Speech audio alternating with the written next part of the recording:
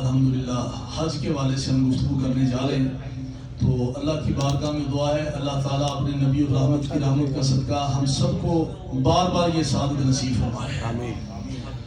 حج جو ہے وہ زندگی میں ایک مرتبہ فرض ہے، وہ ہر اس شخص کے اوپر کہ جو شخص یہاں پر جانے کی استطاعت رکھتا ہے اس کے اوپر زندگی میں ایک مرتبہ فرض ہے۔ جب ایک مرتبہ اس نے کر لی ہے اب دوبارہ اس سے فرض ثابت ہو گیا ہے، اب وہ اگر کرنا چاہے تو حج بدل کر سکتا ہے۔ وہ حج بدل کیا ہے؟ وہ اس کے ماں باپ دنیا سے چلے گئے، وہ حج نہیں کر پایا، اللہ تعالیٰ نے اس کو غنی کیا ہے، پیسہ دیا اس کو، یہ خود کسی عالم کو ہائر کرے یا خود یہ اپنے ماں کی طرف سے حج کرے، اپنے باپ کی طرف سے حج کرے، اللہ تعالیٰ اس کے ماں باپ کو قبر کے اندر حج کا ثواب عطا فرمائے گا۔ کتنی بڑی کرم نوازی ہے اور اسلام کتنا خوبصورت ہے۔ حج کے بارے میں الحمدللہ ہم there are 3 types of حج، 3 قسمیں ہیں حج کی، اور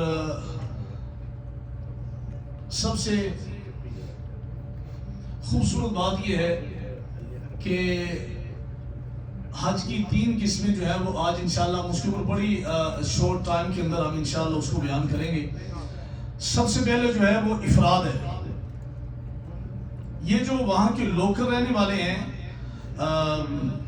ہل کے اندر میقات کے اندر جو رہنے والے ہیں وہ حج افراد کریں گے، جنہوں نے صرف حج کا احرام باندھنا ہے، وہ نہ آپ ہیں نہ ہم ہیں، وہ حج افراد صرف وہی کر سکتے ہیں۔ اس کے بعد حج قران ہے، نبی پاک صلی اللہ علیہ وسلم نے زندگی میں ایک مرتبہ حج ادا فرمایا ہے اور وہ بھی حج قران ادا فرمایا ہے۔ حج قران قرن سے بنا ہے، قرن کا مطلب ملانا یوں کر کے، تو اس کے اندر قران مینز پرفارمنگ حج اینڈ عمرہ ان ون احرام۔ اب مثال کے طور پر کوئی شخص جو ہے وہ یہاں سے جا رہا ہے، فرسٹ ذی الحج کو وہاں پر چلا گیا ہے، یا 2 ذی الحج کو چلا گیا ہے، یا 3 ذی الحج کو وہاں پر چلا گیا ہے، تو وہاں پر جانے سے پہلے اس نے احرام باندھنا ہے۔ یہ حج قران کی گفتگو کر رہا ہوں، حج تمتع کی نہیں کر رہا۔ حج قران اس لیے اس نے میقات شروع ہونے سے پہلے اس نے احرام باندھنا ہے۔ اس کے اندر یہ ہے کہ وہ جاتے ہی سب سے پہلے عمرہ شریف ادا کرے گا۔ عمرہ شریف کیسے ادا کرنا ہے اس کو سماعت فرمائیں کہ نبی پاک صلی اللہ علیہ وسلم نے فرمایا کہ جب تم نے احرام باندھنا ہے تو عمرہ شریف کا حج قران کا جو احرام باندھنا ہے وہ اس طرح ہے کہ تم نے ایک ہی احرام کے اندر تم نے نیت کرنی ہے حج کی بھی اور عمرے کی بھی، ایک ہی احرام کے ساتھ، اور احرام جو ہے وہ حج کے اندر شرط ہے۔ حج کے اندر احرام شرط ہے، حج کی نیت جو ہے وہ احرام کے ساتھ وہ شرط ہے۔ اگر آپ نے نیت نہیں کی ہے تو آپ کا حج نہیں ہوگا۔ اب یوں ہے کہ جب آپ نے عمرہ شریف ادا کرنا ہے تو آپ نے سب سے پہلے احرام باندھنے سے پہلے آپ نے بھلے احرام کو آپ خوشبو لگا لیں، کچھ بھی کر لیں، آپ کے اوپر کوئی دم واجب نہیں آئے گا، لیکن جب آپ نے احرام باندھ لینا ہے تو اس کے بعد آپ نے کسی اس شخص کے ساتھ ملاقات نہیں کرنی ہے کہ جس کے ہاتھوں کو خوشبو لگی ہو یا کوئی آپ کے گلے کے اندر ہار ڈال رہا ہو خوشبو والا، کوئی بھی کام اس کے ساتھ نہیں کرنا ہے۔ آپ نے صرف احرام باندھ لیا، ابھی آپ نے نیت نہیں کی ہے۔ احرام باندھ لینے کے بعد آپ نے جو ہے وہ استباء کرنا ہے۔ استباء یہاں پر ضروری نہیں ہے، ابھی استباء کیا چیز ہے کہ اپنے اس دائیں بازو کے نیچے سے آپ نے احرام نکال کر تو آپ نے بائیں شولڈر کے اوپر رکھنا ہے۔ 1-2 چادریں اس کی ان سلا ہوا کپڑا، اور اگر اس کو ایکچولی میں دیکھیں تو یہ ہے کہ اللہ تعالیٰ بابر کراتا ہے کہ جب تم نے جان چھوڑ کر جانا تمہارے اوپر یہی چادریں ہونی ہیں۔ اللہ تعالیٰ یہاں پر اس عبادت کے ذریعے انسان کو وہ ریئلائز کروانا چاہ رہا ہے، وہاں پہ بھلے کوئی ملٹی ملینئر ہو، کچھ بھی ہو، اور ایک غریب ہو، دونوں کے جسموں پر صرف 2 قسم کی چادریں ہیں، اس کے علاوہ تیسری چادر کوئی نہیں، وہ بھی ان سلا کپڑا۔ یہ اصل میں اس لیے ہے کہ انسان کی میں کو مارنے کے لیے، فنا فی شے کرنے کے لیے، فنا فی رسول کرنے کے لیے، فنا فی اللہ کرنے کے لیے اس کو اس طرف اللہ تعالیٰ لے کر آ رہا ہے۔ You have to put beside your multimillionaire, bank balance and everything. Put them beside, ایک سائڈ کے اوپر رکھو سارا کچھ، آؤ میری بارگاہ میں، کیسے آؤ گے؟ زندہ ہو تو کیسے آؤ گے؟ تو یہ احرام باندھ کر آؤ گے تو یہ ذہن کے اندر سوچو کہ وقت آنا ہے کہ تم نے بھی ایک دن ایسی جان چھوڑ کر آنا ہے اور تمہارے ساتھ یہی لباس آنا ہے۔ اب جب ہم نے وہ احرام باندھ لیا، ہم اپنے دوست احباب سے مل لیا ہم نے، تو ہم نے 2 رکعت نفل پڑھ لی ایئرپورٹ کے اوپر۔ پھر اس کے بعد جب ہم پلین کے اندر بیٹھیں گے تب ہم نے نیت کرنی ہے۔ جب ہم نیت کریں گے تو ہمارا جو ہے وہ عمرہ شریف کی نیت جو ہے وہ اللہ کی بارگاہ میں قابل قبول ہو جائے گی، جیسے ہی نیت کریں گے ہم۔ اب ہم نے وہاں سے جب پلین ہمارا وہاں سے چلے گا، ابھی یہاں سے تو سارے لوگ پاکستان ہی جائیں گے، تو پاکستان سے 2 قسم کے اپنا جو ہے وہ میقات آئیں گے۔ یہاں سے جانے والوں کے لیے میقات علیحدہ ہے اور پاکستان سے آگے جانے والوں کے لیے میقات علیحدہ ہے۔ تو جن کے راستے میں 2 میقات پڑے تو وہ کیا کریں؟ تو کہا افضل یہ ہے کہ وہ پہلے میقات سے پہلے وہ احرام باندھ لیں اور اس کی نیت کر لیں۔ تو اگر وہ نہیں کر پائے تو گناہ نہیں ہے، وہ دوسرے میقات سے پہلے they have to make نیت۔ اور نیت کس چیز کا نام ہے؟ ارادہ قلب کا نام ہے۔ بعض ہمارے بزرگ جو ہیں وہ پرانے بزرگ وہ کہتے ہیں 2 رکعت نماز سنت جو ہے وہ ظہر کی سنتیں ہیں، یا 4 رکعت نماز ظہر کے فرض پیچھے اس امام کے منہ طرف قبلہ شریف کے، اللہ اکبر، اتنی لمبی وہ نیت کرتے ہیں۔ حالانکہ امام صاحب کے نزدیک، امام اعظم حنیفہ کے نزدیک لفظوں کی نیت شرط نہیں ہے، امام شافعی کے نزدیک شرط ہے۔ ہمارے ہاں ارادہ قلب کا نام نیت ہے۔ اگر کسی شخص کو نہیں آتا ہے تو ارادہ قلب کر لے، میں ظہر کی نماز پڑھنے لگا ہوں، میں عمرے پہ جانے لگا ہوں، تو جیسے ہی عمرے کے پر جانے کی وہ نیت کرے گا، لفظوں کے اندر نہیں، سوچے گا صرف کہ عمرے کی نیت کر رہا ہوں، تو اللہ تعالیٰ اس کی نیت کو قبول فرما لیتا ہے۔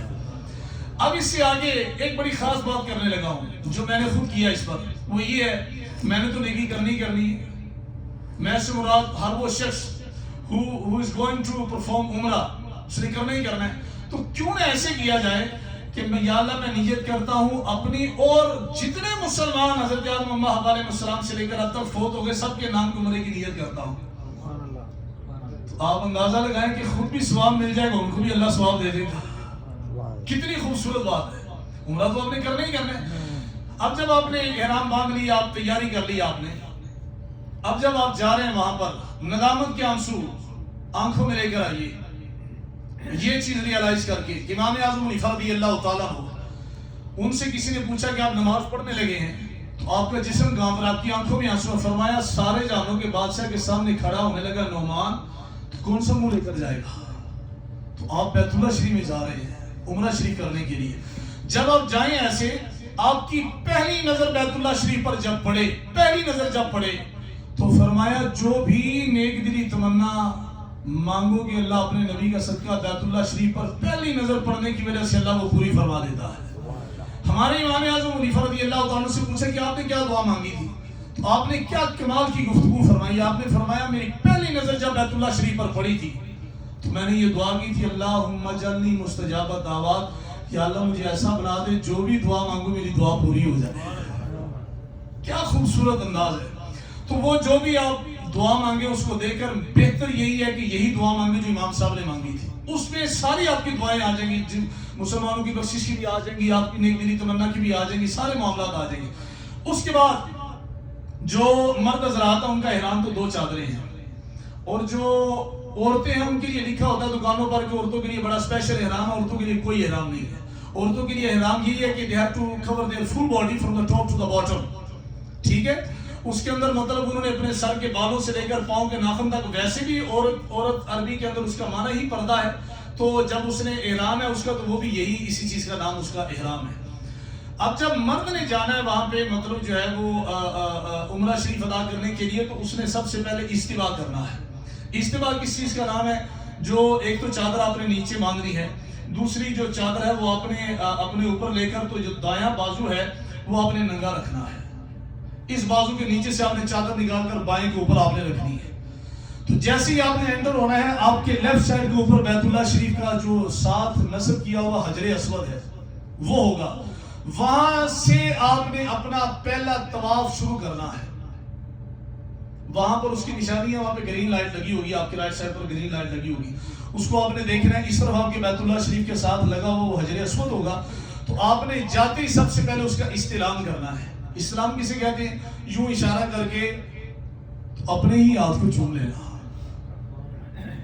کیا بات ہے، ایک پتھر ہے، اس کو یوں اشارہ کر کے تو ایسے چوم لینا کہ کیا فائدہ اس کو چومنے کا. تو حضرت عمر فاروق اور حضرت علی یوں کر کے بیت اللہ شریف کا طواف کر رہے تھے. تو حضرت عمر فاروق کہنے لگے جاؤ پتھر، میں تجھے صرف اس لیے چومتا ہوں کہ تجھے میرے نبی نے چوما ہے، تو کوئی نفع نقصان نہیں دے سکتا. تو حضرت علی پیچھے ہی کھڑے تھے، نا مدینہ العلم علی بابھا. انہوں نے یوں کر کے کندھے پر ہاتھ مبارک رکھا تو وہ عرض کرنے لگے کہ اے امیر المومنین، گزارش یہ ہے کہ نبی علیہ السلام نے فرمایا جس نے اس پتھر کو چوما یا جو چوم نہیں سکا اس نے استلام کیا. یوں کر کے ایسے بھیڑ زیادہ ہے تو یوں کر کے ایسے ہاتھ کر کے تو اپنے ہی ہاتھ کو چوم لیا. حضرت علی نے فرمایا کہ قیامت والے دن یہ والا پتھر جو ہے اس کو اللہ آنکھیں بھی دے گا، زبان بھی دے گا، کان بھی دے گا، سارا وجود دے گا. یہ اپنی طرف اشارہ کر کے اپنے ہی ہاتھوں کو چومنے والے اور اپنے آپ کو چومنے والوں کو یہ بخشوا کر جنت میں لے کر جائے گا. اگر ایک پتھر، مجھے یہ بتائیے کب سے نسب ہے؟ آدم علیہ السلام کے ساتھ یہ جنت سے آیا پتھر اور قیامت تک یہ رہنا ہے.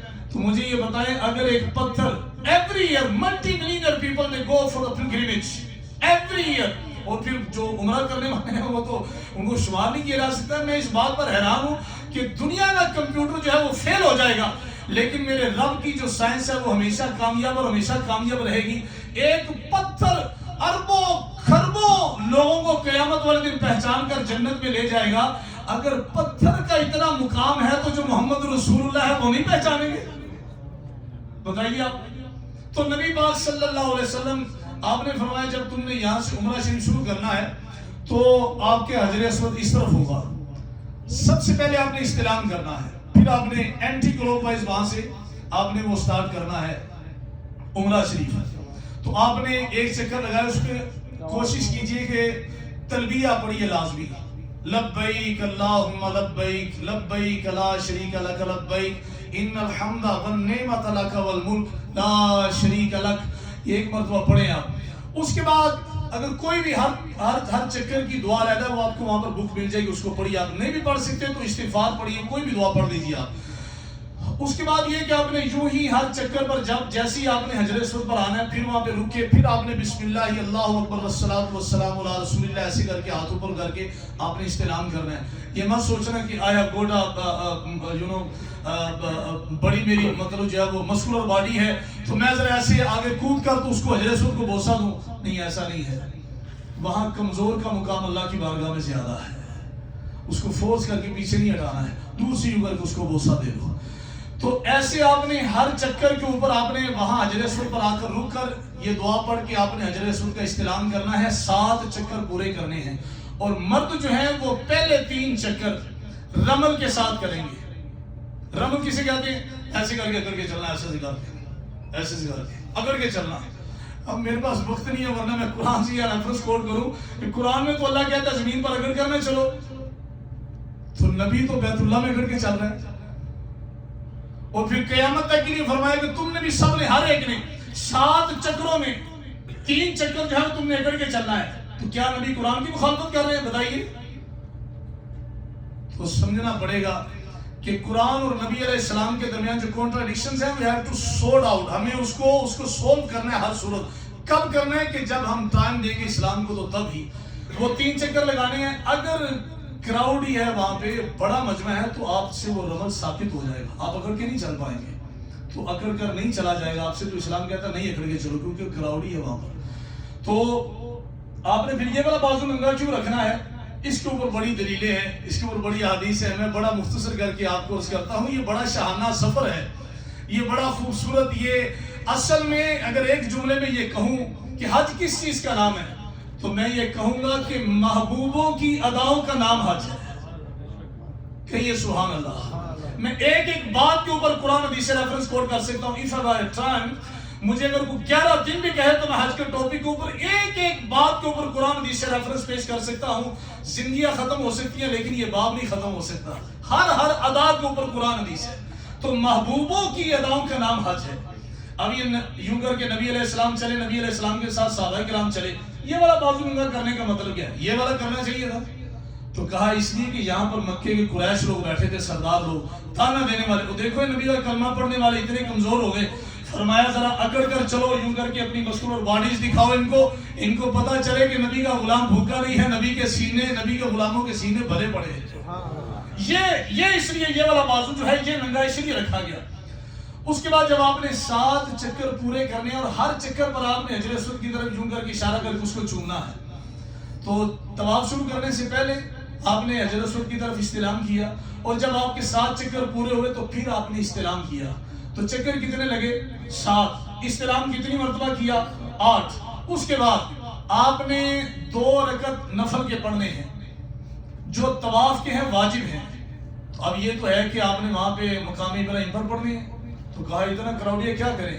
تو کہا یسروا ولا تنفروا، make the things easy for the people, not make the hard.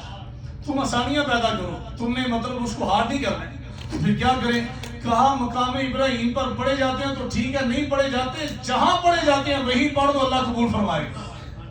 اس سے پھر اگلی بات، اگر اتنا کراؤڈی ہے کہ نہیں پڑھے گئے تو کیا کریں؟ کہا چھوڑ دو تم نفلوں کو، یہ 2 رکعت کو چھوڑ دو، تم چلو جاؤ، تم جا کر تم نے ملتزم کے ساتھ لپٹنا ہے، وہاں پہ رونا ہے۔ تو ملتزم وہ جگہ ہے جو بیت اللہ شریف کے دروازے اور اس کے کونے کے ساتھ والی جگہ، وہاں پر جا کے آپ نے جو کر کے لپٹ کے رونا ہے۔ جو بھی دعا مانگو گے ملتزم پر اللہ قبول کرے گا۔ پھر اس کے بعد آپ نے جانا ہے ساج کرنے کے لیے۔ آپ ساج کرنے کے لیے، وہ ساج کیا ہے؟ جیسے ہمارے ساج کہتے ہیں ہلکا ہلکا ایسے سے کر کے دوڑنا، اس کو ساج کہتے ہیں۔ اب جب ہم وہاں سٹارٹ کہاں سے لینا، ہم نے we have to start from the صفا، ان الصفا والمروہ من شعائر اللہ۔ پارہ 2 سورہ بقرہ میں اللہ فرماتا ہے یہ صفا اور مروہ یہ میری نشانیاں ہیں۔ یا اللہ تیری نشانیاں کیا ہیں؟ یہاں تو تیرے نبی کی ماں دوڑی ہے، تو فرمایا یہی بتانا چاہتا ہوں جہاں نبی کے ماں کے قدم لگے وہ بھی رب کی نشانیاں ہیں۔ اب وہاں پہ جب آپ صفا پر پہنچے ہیں تو آپ نے جو استوا کیا تھا، یہاں سے آپ نے جو وہ احرام کی چادر نکال کر اپنے بائیں شولڈر پر ڈالی تھی، وہ نکال کے ایزی ہو جائے، ایزی ہو کر تو آپ صفا پر آئیں، یوں کر کے تھوڑا سا پہاڑی کے اوپر چڑھے وہاں پہ، تو اب تو انہوں نے سارا پتھر لگا دیا وہاں پہ مدرسے میں۔ وہاں پر آ کر آپ نے you have to turn your face towards the بیت اللہ شریف، ایسے منہ کر کے آپ نے دعا کرنی ہے، جو بھی آپ اچھی لگے وہاں پہ آپ دعا کیجئے۔ اس کے بعد آپ سٹارٹ کیجئے وہاں پہ چلتے، آپ نے بالکل آرام سے چلنا ہے۔ چلتے چلتے آپ دیکھیے وہاں پہ میلین اخضرین آئے گا۔ اب تو وہاں پہ الحمدللہ انہوں نے لائٹس کا انتظام کر دیا، گرین لائٹس کا۔ وہ گرین لائٹس ہوں گی جب آپ وہاں تک پہنچیں گے آسانی کے ساتھ چلتے ہوئے، تو جب آپ وہاں پر پہنچیں گے تو آپ نے وہاں سے ہلکا ہلکا ایسے سے کر کے دوڑنا ہے۔ مردوں نے، عورت نہیں دوڑ سکتی، عورت طواف میں رمل نہیں کر سکتی ہے، عورت میلین اخضرین میں دوڑ نہیں سکتی ہے۔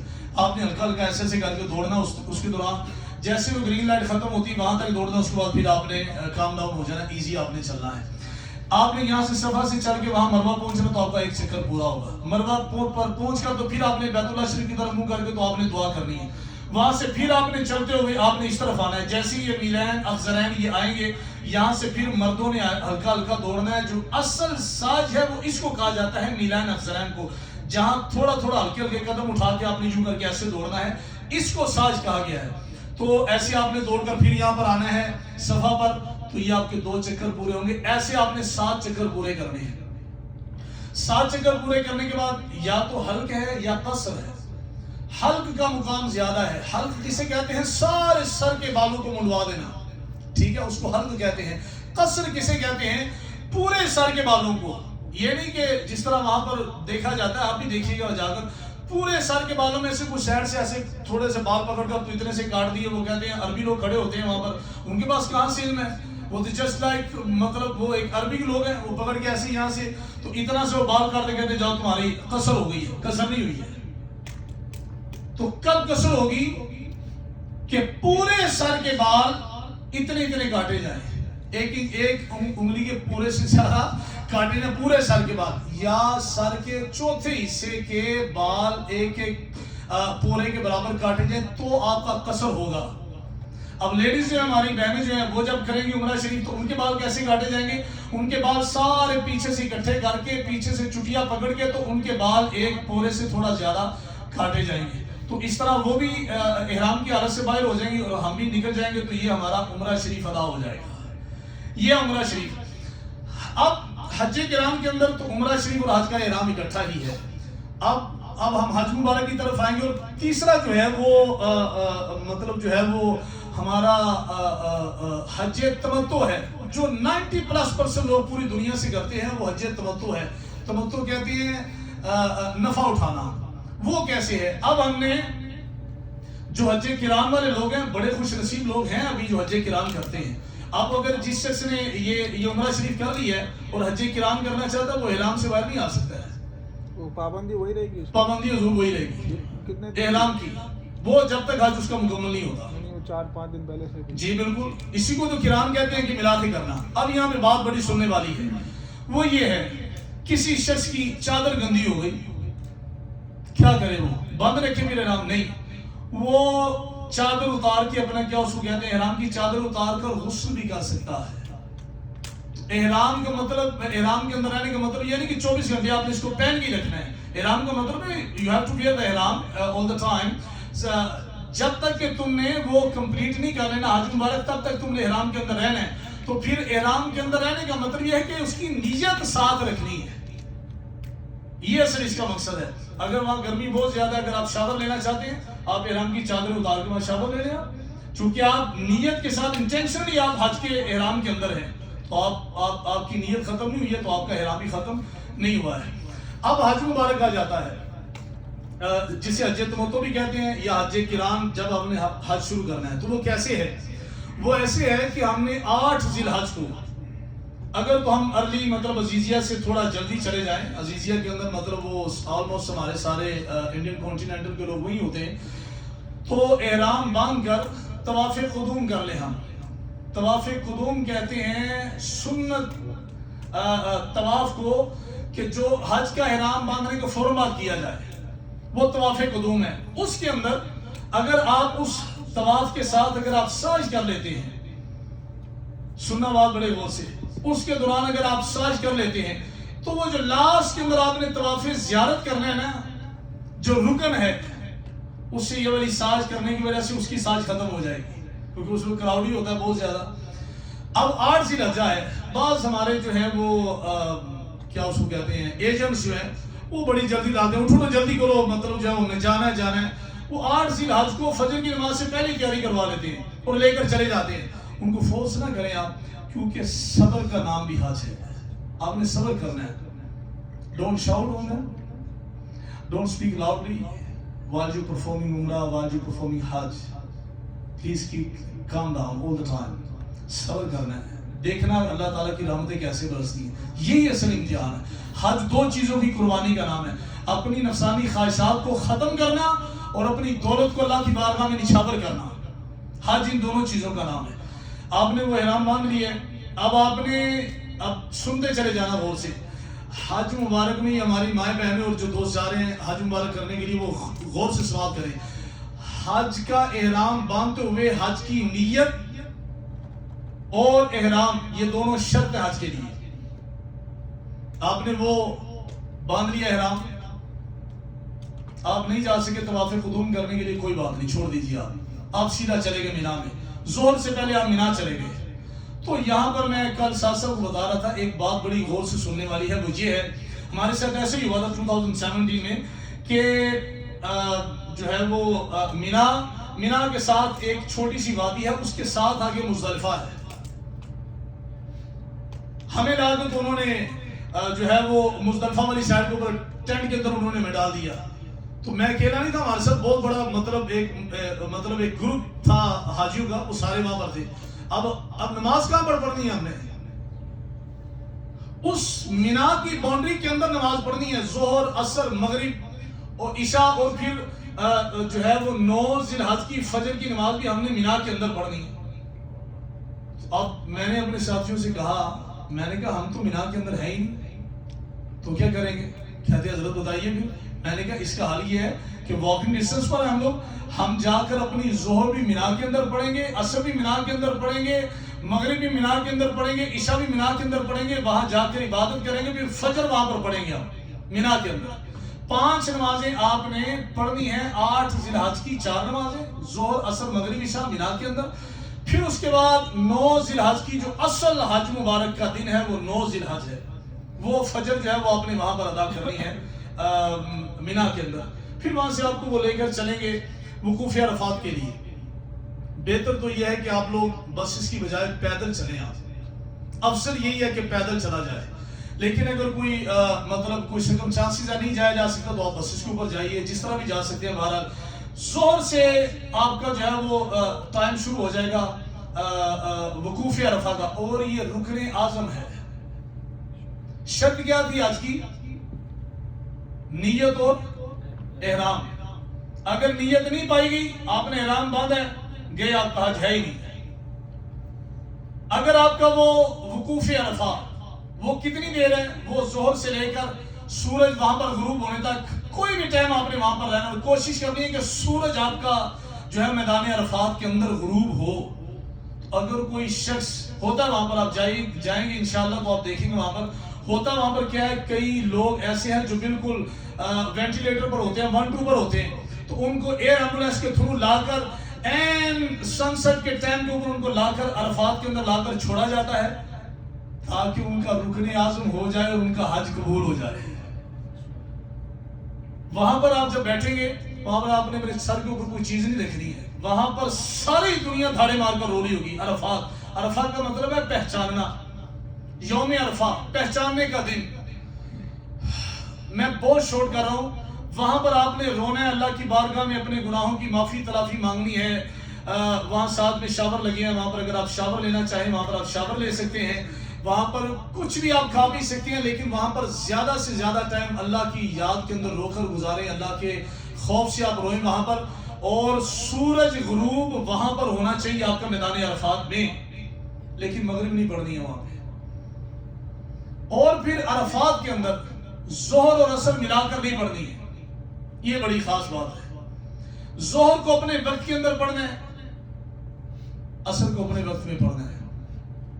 یہاں پر بعض لوگ کہتے ہیں جی دونوں کو ملا کے پڑھنا چاہیے. میں نے کہا ملا کے بھی پڑھی جا سکتی ہے, لیکن سنو کیسے.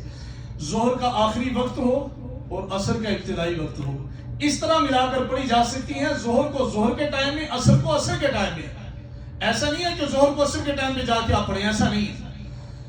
اب ہم نے وہاں پہ سورج غروب ہونے کے بعد جب سورج غروب ہو گیا, آپ نے تسلی کر لی سورج غروب ہو گیا, وہاں سے آپ نے چل پڑنا ہے.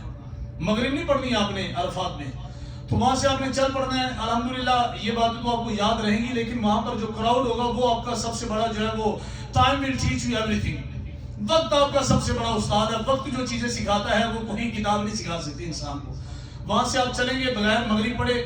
مغرب آپ نے مزدلفہ, عشاء تک آپ مزدلفہ آ جائیں گے, وہی مینا کے پاس وہاں پر آپ آ جائیں گے. جب وہاں پر آ جائیں گے تو آپ نے مغرب کو قضا کرنا ہے.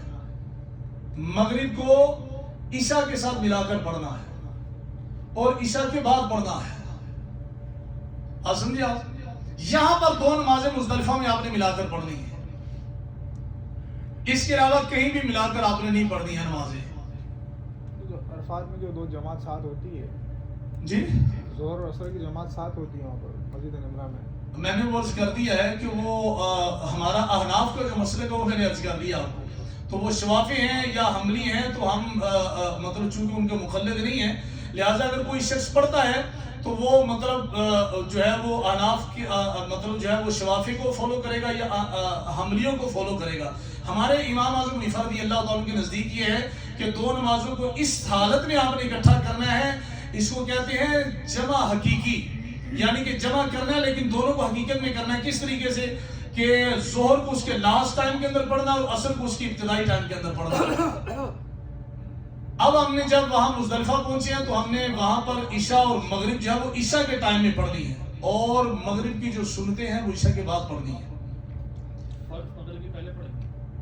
نہیں, پہلے آپ عشاء پڑھیں گے پھر مغرب پڑھیں گے, اور مغرب کی جو سنتے ہیں اس کے بعد پڑھیں گے آپ.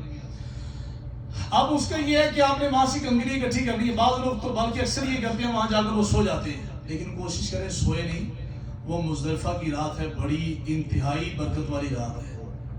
اس کو بعض جگہ پر یہ بھی کہا گیا ہے کہ سب سے زیادہ مقدس ترین راتوں میں سے یہ رات ہے, مزدلفہ کی رات, جس میں آپ نے رو کر اللہ کی بارگاہ میں عبادت کرنی ہے.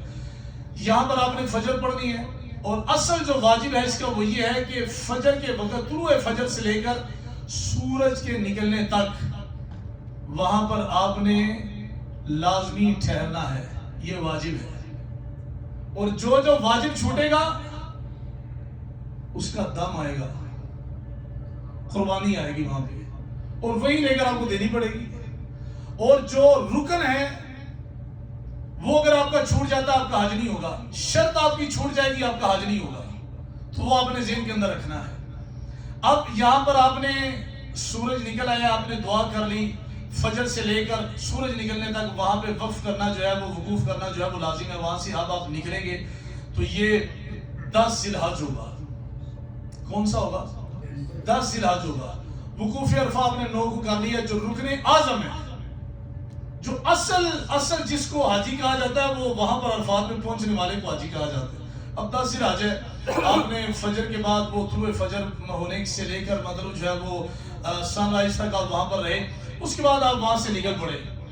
نکل کر تو آپ نے وہ جو آپ نے کنکریاں اکٹھی کی ہیں وہ کوشش کریں گے 70 کے قریب آپ جو ہے وہ کنکریاں اکٹھی کریں وہاں سے. آپ تو اگر ہو سکے زیادہ بھی آپ اکٹھی کر لیں، ہو سکتا ہے کسی اور کو بھی دینی پڑ جائے تو وہاں پر آپ دے لیجیے. 10 ذی الحج کو جب آپ وہاں سے نکلیں گے تو آپ نے مینا کی طرف آنا ہے. وہاں پر آ کر سب سے پہلے آپ نے اسی احرام کے ساتھ 10 ذی الحج کو آپ نے بڑے شیطان کو کنکریاں مارنی ہیں. وہاں پر بڑے بڑے سین دیکھنے کو ملیں گے. کئی ہمارے جو پنجابی بابا ہیں پاکستان کے، وہ جوتیاں اتار کے مار رہے ہوتے ہیں، کئی بولے مار رہے ہوتے ہیں وہاں پر. تیری تو شیطان ایسا نہیں کرنا ہے، کنکری اسے مار رہی ہے، اس کو کنکری میں لگ جائے تو یہ بڑی بات ہے. تو اب انہوں نے بڑا بڑا شیطان بنا دیا ہے. بات سمجھ رہے آپ؟ تو جمرہ کبریٰ جو ہے وہ سب سے پہلے 10 ذی الحج کو ہم نے اس کو کنکریاں مارنی ہے. اور یہ نہ کوئی سوچے کہ مطلب کوئی بندہ ضعیف ہے، مطلب جو ہے وہ نحیف ہے تو وہ اس کی کنکری لائے جی میں مار دوں، ادھر ہمدردی نہیں کرنی ہے. He has to throw the stones. اس نے مارنے اپنے حصے کو، اس نے مارنے. عورت ہے، اس نے اپنے حصے کو مارنے. آپ کسی کی طرف سے نہیں مار سکتے. آپ نے وہ 7 سٹون پکڑے، آپ نے مارے. اس کے بعد جو ہے وہ کوشش کریں، ویسے چونکہ بہت بڑا کراؤڈ ہوتا ہے اور سب سے زیادہ پریشانی بھی 10 ذی الحج کو ہی ہوتی ہے. ایک دم کراؤڈ نکلتا ہے مزدلفہ سے بھاگتا ہے، اور اس دن بہت زیادہ اموات ہوتی ہیں. خیر اب تو انہوں نے کافی زیادہ معاملات بہتر کر دیے. کوشش کریں کہ ظہر کے بعد آپ نکلیں بڑے شیطانوں کو کنکری مارنے کے لیے. جب آپ اس نے 7 کنکریاں مار لی، اس کے بعد جس شخص کا نمبر آپ کے پاس آپ کے ایجنٹ کا، اس سے کنفرم کریں میری قربانی ہوئی ہے کہ نہیں ہوئی. اگر ایسے سن کے آپ کہتے ہیں میری قربانی ہو گئی ہے، ایسا نہیں ہے. You have to confirmation. جب آپ کنفرمیشن مل جائے، آپ 100% شور ہو جائیں کہ میری قربانی ہو گئی ہے، اس کے بعد جا کے آپ حلق کروائیں. تو اس کے سر کے اوپر ہے. لیکن شورٹی کرنا تو ہمارا فرض بنتا ہے نا. ہم ہر حوالے سے اپنے ذہن کو ہم نے تسلی دینی ہے. ہم اس دور میں نہیں جی رہے ہیں کہ جس دور کے اندر جو شریعت کہتی ہے تحری کریں. آپ جنگل کے اندر پھنس گئے، آپ کو پتہ ہی نہیں ہے کہ مطلب قبلہ شریف کدھر ہے، تو شریعت کہتی تحری کریں. اچھا اس طرف ہوگا، چلے میں اس طرف منہ کر کے نماز پڑھ لیں. تو ایسا نہیں ہے. اب وقت بہت جدید آ گیا. آپ نے ہر حوالے سے کنفرمیشن لینی ہے، بیکوز آپ نے احرام سے باہر نکلنا ہے. تو آپ نے وہ قربانی کے بارے میں کنفرم کرنا ہے. رمز کرنے کے بعد قربانی کے بارے میں جیسے قربانی کا کنفرم ہو جائے کہ میری قربانی ہو گئی ہے، اس کے بعد پھر جا کے آپ نے حلق کروانا ہے یا قصر کروانا ہے. کوشش کیجئے حلق کروائیں، اس کا بہت ہی زیادہ ثواب ہے. ٹائم بڑا مختصر ہے. وہ جب آپ نے حلق کروا لیا، قصر کروا لی، اس کے بعد آپ نے احرام اتار دینا ہے. غسل کر لیں آپ، پھر آپ طواف زیارت کے لیے چلے جائیے. اس کا ٹائم 10 ذی الحج سے لے کر 12 ذی الحج کے ٹائم تک ہے، سورج غروب ہونے تک.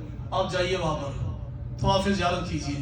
اگر آپ کو وہاں مطلب جو ہے وہ بیت اللہ شریف کے مطاف کے اندر اگر آپ کو جگہ نہیں مل رہی ہے، آپ فرسٹ فلور پہ چلے جائیں، سیکنڈ پہ چلے جائیں، تھرڈ پہ چلے جائیں. میں نے تھرڈ پہ کیا تھا تو ذرا مزہ بھی آتا ہے کہ بہت 1-1.5 کلومیٹر لمبا وہ ایک سرکل ہوتا ہے.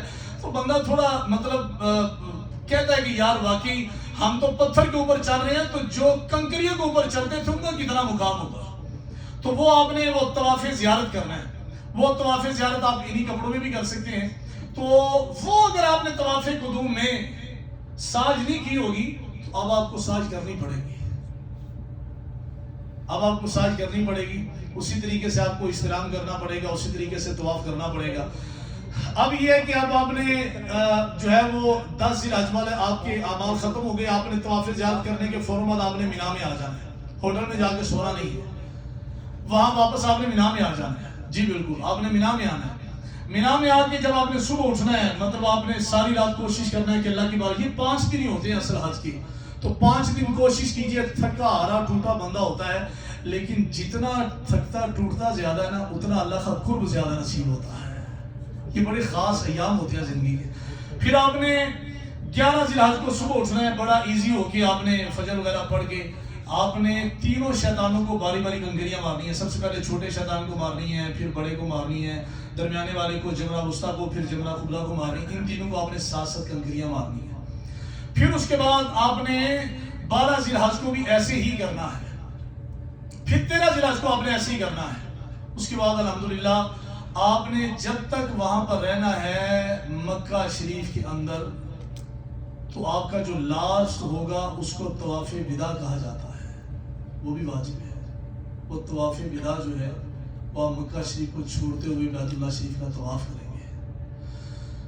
اس کے اندر آپ نے بیت اللہ شریف کو دیکھ کر رو رو کے اللہ کی بارگاہ میں التجائیں کرنی ہیں، دعائیں کرنی ہیں، امت مسلمہ کے حق کے اندر کرنی ہے۔ لیکن میں یہ سمجھتا ہوں انکلوڈ مائی سیلف کہ ضرور ان ملینز اور ملینز میں سے کوئی ضرور ہر سال ایک ایسا ضرور حاجی ہوتا ہے، اس ایک حاجی کی وجہ سے اللہ ہر حاجی کا حج قبول فرما لیتا ہے۔ ورنہ میں جنرل بات آپ کو بتا رہا ہوں، آپ دیکھیں بڑے بڑے عثمان جمان والے، بڑے بڑے دستاروں والے، بڑے بڑے شیر جوان جاتے ہیں بیت اللہ شریف، لیکن آپ دیکھیں لاسٹ میں وہ جو بابا گیا تھا بلوچستان والا، نہ اس کو کوئی زبان آتی ہے، کچھ بھی نہیں آتی ہے، کیسا اللہ نے اسے اپنی بارگاہ میں مقبول بنایا ہے، تو اللہ تعالیٰ نے پوری دنیا میں اس کا نام کر دیا۔ کیسے؟ تو اس نے جس طریقے سے رزق حلال کما کر عمرہ شریف کیا ہے نا، اصل اللہ کی بارگاہ میں مقبولیت وہ ہے۔ ان اللہ لا ينظر الى صورکم ولکن ينظر الى قلوبکم، اللہ سبحانہ و تعالیٰ never see your face, all the time he look at your heart۔ اللہ کبھی تمہاری شکل نہیں دیکھتا ہے کہ یہ خوبصورت ہے، جوان ہے، بوڑھا ہے، کون ہے، کون نہیں ہے، all the time ہمیشہ وہ دل کی طرف دیکھتا ہے، اس کے دل کے اندر دقت کتنی زیادہ ہے، کیفیت کتنی زیادہ ہے۔ یہ جو طواف وداع ہے، اس کے اندر آپ کو لوگ نظر آئیں گے دھاڑے مارتے ہوئے، روتے ہوئے نظر آئیں گے۔ اب یہاں سے آپ نے طواف وداع کرنے کے بعد انہی قدموں سے کوشش کیجئے ادب کے ساتھ وہاں سے آپ بیت اللہ شریف سے جدا ہوئیے۔ آپ وہاں سے جب آپ وہاں سے نکلیں گے، اب آپ نے نبی علیہ السلام کی بارگاہ میں جانا ہے، اس بارگاہ میں جانا ہے جس نے بیت اللہ کو شان عطا فرمائی ہے، اس بارگاہ میں جانا ہے جس نے بتایا ہے کہ رب کون ہے، اس بارگاہ میں جانا ہے جس کی وجہ سے اللہ سبحانہ و تعالیٰ ٹیک us out from the darkness to the light، ظلمات سے نکال کر اندھیرے کی طرف لے کر آئے، جس ہستی لے کر آئی، جو ہستی لے کر آئی، اب ہم نے اس کی بارگاہ میں جانا ہے۔ تو کیسے جانا ہے؟ اس طرح جانا ہے، مشرف گرچ شد جامی زلطفش خدایا ای کرم بارے دیگر کن، اس طرح جانا ہے کہ ندامت کے آنسو ہو، اور ندامت کے آنسو سے غسل دے کر اپنے وجود کو تو پھر جائیں نبی علیہ السلام کی بارگاہ میں۔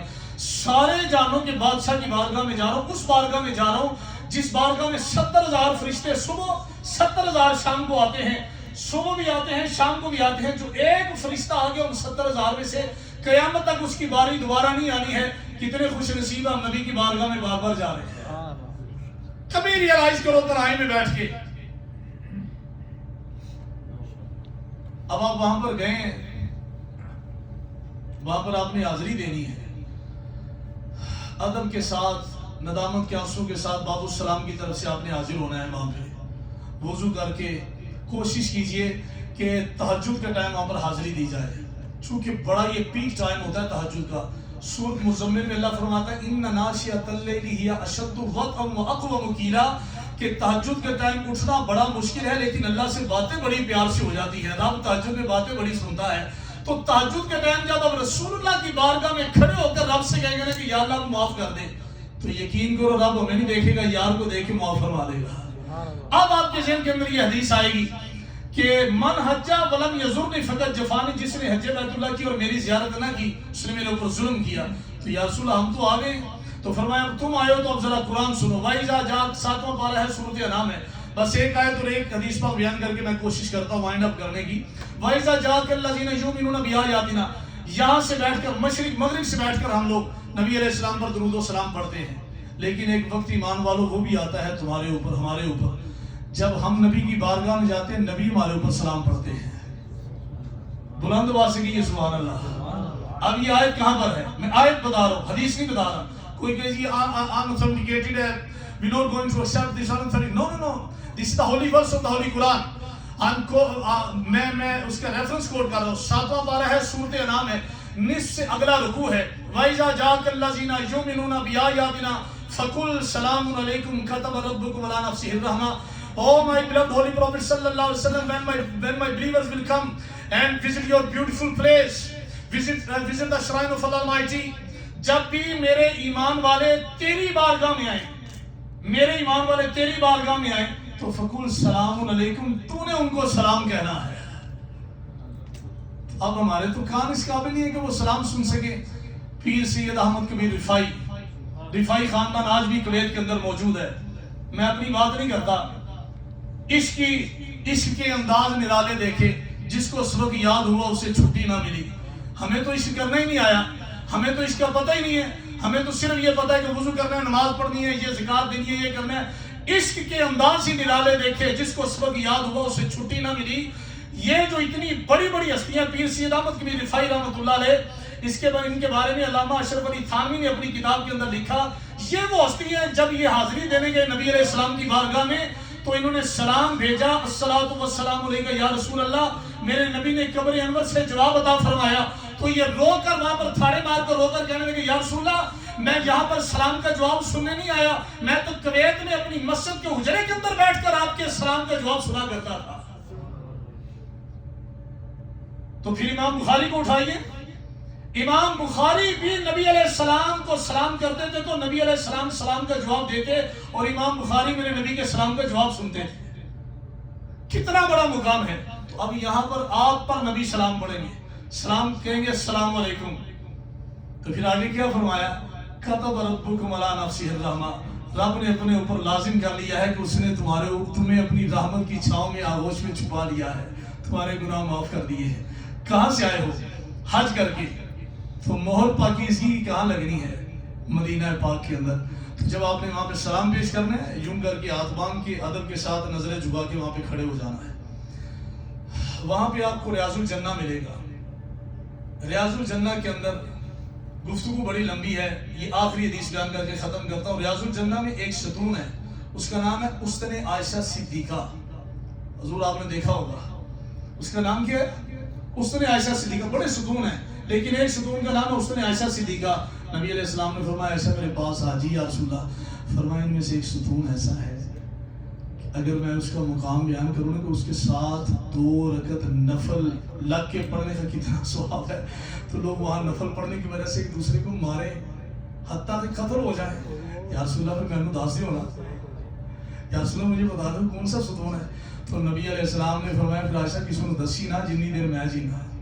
یا رسول اللہ میں نہیں بتاتی۔ نبی علیہ السلام نے فرمایا یہ ستون ہے، اس کا نام لکھا ہوا ہے استن عائشہ صدیقہ۔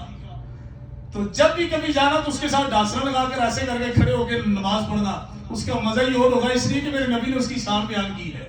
تو اللہ تعالیٰ ہمیں یہ برکت والا سفر نصیب فرمائے جو حاجی جا رہے ہیں، اللہ تعالیٰ ان کا جانا قبول و منظور فرمائے اور ان کو ایسا حج نصیب فرمائے کہ when they return from that blessed place in America they will look like a newborn baby، کہ وہ اس طرح ہو جائیں کہ جس طرح وہ ابھی ماں کے پیٹ سے پیدا ہوئے، ان سے کوئی گناہ سرزد نہیں ہوا ہے۔